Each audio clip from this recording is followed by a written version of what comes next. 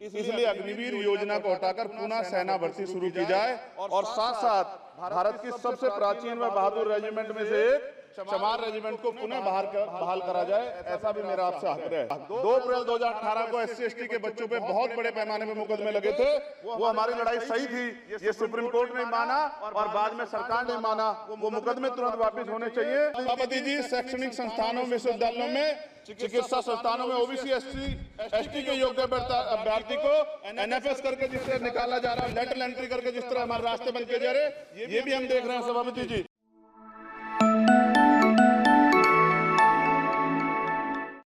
सभापति महोदय, सर्वप्रथम मैं बहुजन समाज में जन्मे सभी संतों, गुरुओं, महान पुरुषों को नमन करता हूं, जिनमें महात्मा ज्योतिबा फूले, डॉक्टर बाबा साहब अम्बेडकर और माननीय काशीराम साहब को मैं याद भी करता हूं आज के दिन पर। साथ साथ नगीना की महान जनता और भीम आर्मी और हमारी पार्टी आज़ाद समाज पार्टी काशीराम के साथियों का भी धन्यवाद करता हूं। इसके बाद अपने कुल गुरु जगत गुरु सदगुरु रविदास जी महाराज को भी मैं नमन करता हूं, जिन्होंने दुनिया को लगभग 600 साल पहले बेगमपुरा शहर के रूप में दुनिया का सबसे महान लोकतांत्रिक दर्शन दिया। अध्यक्ष महोदय, माननीय सभापति जी, 14 अगस्त 1947 को ये देश अंग्रेजों के अधीन था। 15 अगस्त 1947 को हम लोग आज़ाद हुए।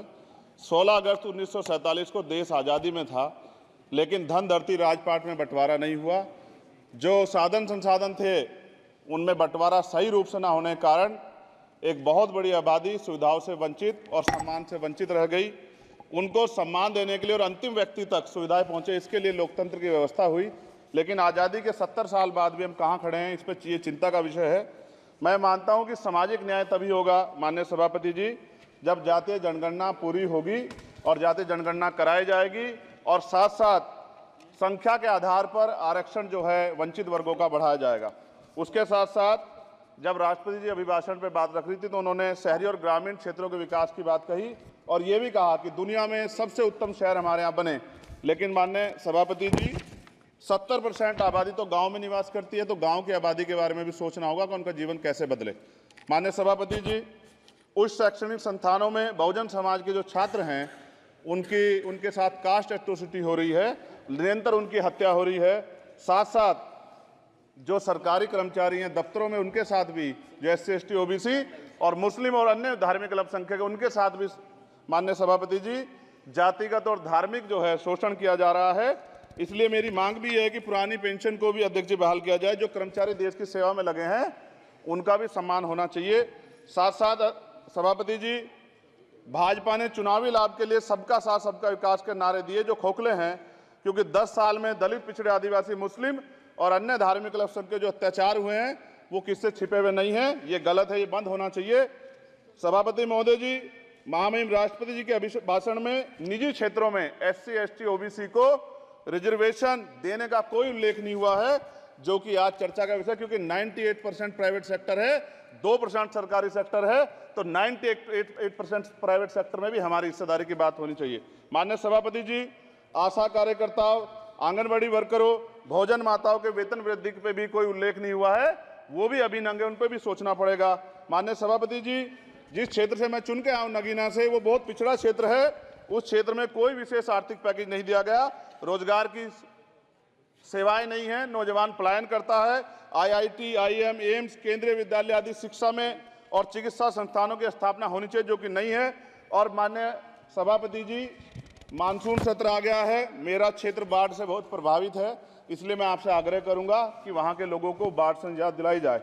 माननीय सभापति जी, चीन हमें आंख दिखा रहा है और लगातार हमारे देश की सीमाओं में घुसपैठ कर रहा है, इसलिए अग्निवीर योजना को हटाकर पुनः सेना भर्ती शुरू की जाए और साथ साथ भारत की सबसे प्राचीन व बहादुर रेजिमेंट में से एक चमार रेजिमेंट को पुनः बहाल करा जाए, ऐसा भी मेरा आपसे आग्रह है। माननीय सभापति जी, पिछले सारे प्रधानमंत्रियों ने मिलकर जितना कर्ज लिया है उससे दुगना कर्ज हमारे वर्तमान के प्रधानमंत्री जी ने लिया है। किसान अगर अपना कर्ज माफ कराने के लिए जाता है तो लाठी झेलनी पड़ती है, जबकि सरकार ने धन्ना सेठों का 15 लाख करोड़ रुपया माफ किया है। इस ओर हमें ध्यान देना पड़ेगा, हमारी आने वाली पीढ़ियों को ये कर्ज चुकाना पड़ेगा। माननीय सभापति महोदय जी, किसानों को MSP की लीगल गारंटी तथा किसानों का कर्ज माफ होना चाहिए। साथ साथ 2 अप्रैल 2018 को SC/ST के बच्चों पे बहुत बड़े पैमाने पे मुकदमे लगे थे। वो हमारी लड़ाई सही थी, ये सुप्रीम कोर्ट ने माना और बाद में सरकार ने माना। वो मुकदमे तुरंत वापस होने चाहिए। माननीय सभापति जी, प्रेस जो है उस पर भी शिकंजा कसा जा रहा है। जो पत्रकार सरकार के खिलाफ बोलता है, नौकरी से हाथ धोना पड़ता है। और सोशल मीडिया हमारा हथियार है, उस पर तरह तरह के प्रतिबंध लगाए जा रहे हैं और विरोध करने वालों को सोशल मीडिया हैंडल भी सस्पेंड करा दिए जा रहे हैं। साथ साथ सभापति जी, पेपर लीक और परीक्षाओं के कैंसिल होने से देश के नौजवानों का भविष्य खतरे में है। नीट, यूपी सिपाही भर्ती सभापति जी और 69,000 शिक्षक भर्ती में आरक्षण घोटाला हुआ है। कोई पूछने वाला नहीं, खून के आंसू रो रहे हैं बच्चे, बेरोजगारी का दंश युवा झेल रहे हैं।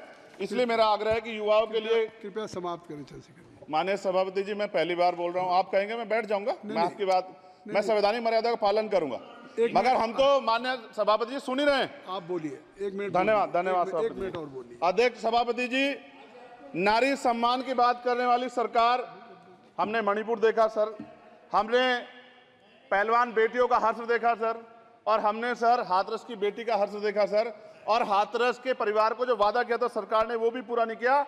और महिलाओं में भी, स्पेशली दलित, पिछड़े और मुस्लिम वर्ग की, आदिवासी वर्ग की महिलाओं के साथ आज भी NCRB का डाटा कहता है सर जो जुल्म हो रहा है वो सहनीय नहीं है सर। साथ साथ कोविड में तैरती, हमने कोविड में बहुत सुना सर, कोविड में तैरती लाशें भी गंगा में हमने देखी है सर, और मजदूरों का हाल भी हमने देखा है। सभापति जी, बस सब समाप्त कर रहा हूं।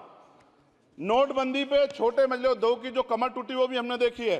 सभापति जी, शैक्षणिक संस्थानों, विश्वविद्यालयों में, चिकित्सा संस्थानों में OBC ST के योग्य अभ्यर्थी को NFS करके जिस तरह निकाला जा रहा है, लेटरल एंट्री करके जिस तरह हमारे रास्ते बंद किए जा रहे, ये भी हम देख रहे हैं सभापति जी।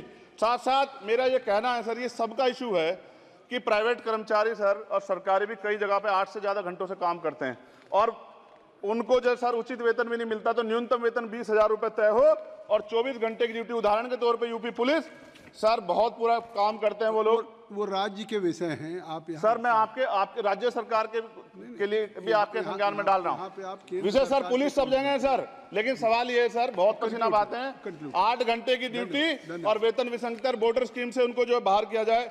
माननीय सभापति जी, 1 मिनट चाहिए सभापति जी। राष्ट्रपति जी ने धर्म के बारे में बात की थी। राम मंदिर से पहले हमारे गुरुघर तुगलकाबाद का फैसला आया था राष्ट्रपति जी, वो सभापति जी अभी तक दिल्ली में स्थित सदगुरु रविदास जी महाराज का गुरुघर नहीं बना। साथ साथ सभापति जी, अपनी बात को खत्म करते हुए मैं आपसे कहना चाहता हूं कि जितना देश दूसरों का है सर, इतना हमारा भी है।